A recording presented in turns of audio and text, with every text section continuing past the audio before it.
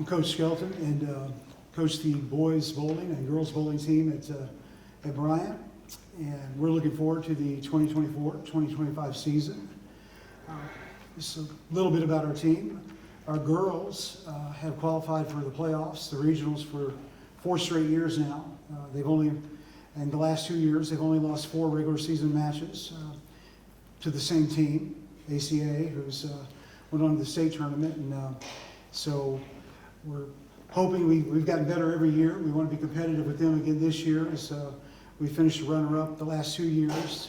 The year before that, these 3 girls were all part of a team that we actually tied Northridge for the championship in our region and qualified for the playoffs. And the 4 girls here, Kaylee and Alyssa and Zion and Leah, have been together for the last 3 years. And while Zion has 1 more year, this is the last year together for the other 3. And so this is the year that their goal is to make it to state. It's our last chance to make it to state as a group together, and that's what we're pushing for. We think the change in the way that you qualify for state this year, where we're going to match play, full match play in traditional games instead of what's called the Baker games, is going to be to our advantage, because we particularly our girls are really much better, I think, at the traditional games, which is a traditional 10-pin game, as opposed to the Baker games, which are, basically everybody bowls 2 frames, and you do a 4 out of 7 thing.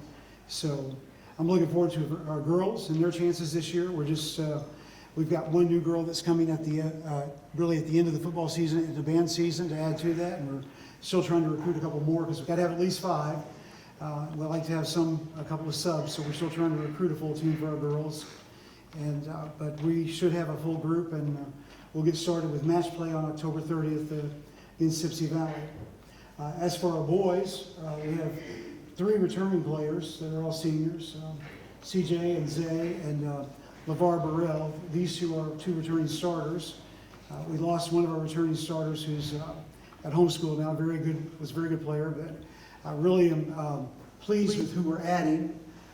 We're adding a junior by the name of Tavis Crummy, who I don't know where he's been. He's a very good league bowler, has a very high average, and a 7th grader named Caden Gibson, who is our secret weapon. And so we're looking forward to adding Caden. And then we have we have more boys out than we've had in a long time, and so several of them are really progressing very well. We've got great parental support. Leah's been with me since the 7th grade, when her brother Jonathan was a senior. Her parents, Tristan and Tanya Simpson, they're a valuable asset to our program. And Tristan's a 300 bowler. Tanya is an excellent bowler, and they've been our great support. Other parents have come in and are great support to us. And I look for our boys to be surprisingly competitive to the other teams this year, and I look for our girls to not just qualify for the regionals, but to qualify for the state this year. Okay, so for the girls, how do y'all deal with the losses of ACA? Like, what do y'all take from it, and then what can y'all do differently?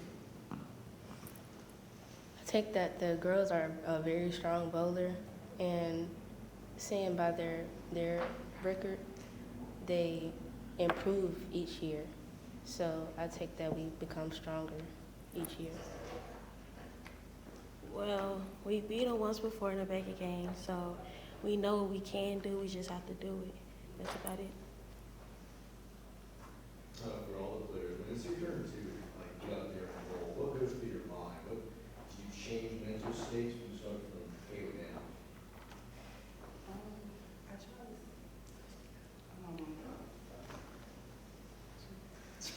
stay in the same headspace, not think too much about it. Also,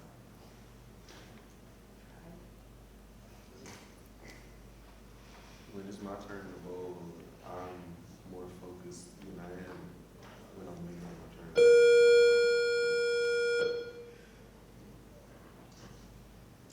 When it's my turn to get up and bowl, I try to stay the same mindset as when in practice, because you usually do what you always do what you do at practice. It's just you have to be much more focused and attentive, because you never know if might slip up, trip up, or something like that. So just try to stay in the same lane as well.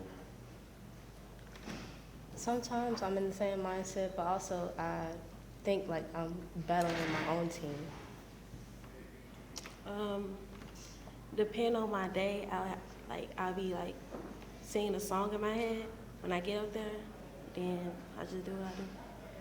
For me, I'm the ankle bowler, so it's like when I bowl last. So when I go up there and bowl, it's like everybody is counting on me, all the pressure on me. So sometimes I get in my own head, like if I don't do this, then they gonna look at me this way. But most of the time when I get up there and bowl, it's like a calming mind state. It's like a safe space. So it's like really nothing to think about. You just go up there and do. You like don't think about it too hard. So, Coach, how do you prepare your players mentally before the match? You have to prepare us for the match. How do you prepare for a match? I think basically the best way to prepare for a match is you just stay loose, be enthusiastic, and and not let outside factors get to you. Particularly like when you get at a higher level, the other team's going to be cheering, and it's almost one of the things I found like when I got to bowling is that some teams actually cheer like softball cheers, and the only difference is instead of in the opposite dugout, they're right there in the lane next to you, and it can be easy to kind of take it personal, and even as a coach, I mean, if you're having a bad day and the other team's cheering next to you, it can kind of get under your skin just a little bit, and so you got to kind of tune out those other things, those outside factors, and focus on what you're doing, but keep your own enthusiasm and focus on what you've got to do. And I think ours are really good at that at the warm-ups and staying focused. And we try to get there. We try to get to the lanes early. At least matches have to start at 4, so we try to get to the lanes by at least 3:30. Relax, let the kids get something to drink. And then when it's warm-up time, everybody's got their shoes on, they get their balls set up, and they're focused. They're ready to go. Guys, when you find yourself struggling in the game, before the game, how do you pick yourself back up and you tell yourself to get back in that mindset? I'd say to just do your best that you can, because not every game is sometimes winnable, but as long as you do your best, that's the whole point. Just keep trying, because you never know. Because let's say you're going against a team that won state champ for like the past 5 years, and if you go against them, there's a chance. You never know. So you try to do your hardest and best and keep continuing forward, because that's the main problem with some people. They just, once you lose once or twice, they just stop there, and it's just no point, because as a student athlete, you have to keep trying, because if not, there's really integrity into it as much as it should be. I was always told by my family that no matter how many times you fall, you can always get back up. So I use that as an encouragement. Coach, is there any quote that you tell your players or that you tell yourself to uplift them and motivate them or yourself? Any quote that you tell us like to uplift us? Say it again. Any quote that you tell us to uplift us? Oh, something to take it uplift you.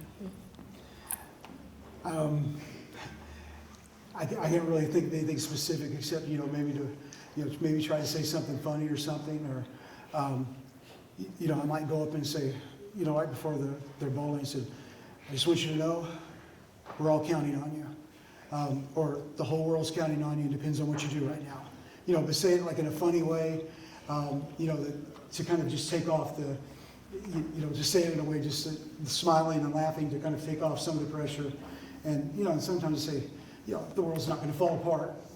It's just have fun, and or if we're way ahead, you got to kind of encourage your players, don't let up, because it's like CJ and was saying, anything can happen. There's been matches we've been way ahead, and then suddenly you have a couple of bad, like once you get to the Baker games, You have a couple of bad rounds, and the other team say you bowl like a 70 in a Baker game, and they bowl 170. Suddenly they gain 100 pins on you, and you're in trouble. I mean, then you're fighting to keep that lead. So, I think lightening the mood. I mean, that's always kind of been my way of coaching, and is trying to lighten the mood when my athletes get the pressure on them. So trying to take some of that pressure off. I always found that kind of tends to work, as opposed to breaking clipboards and stuff like that, like I used to when I coached softball. Let's take one more.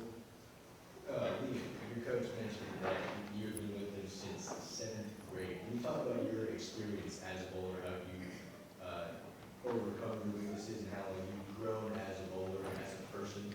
So I started bowling when I was like 4.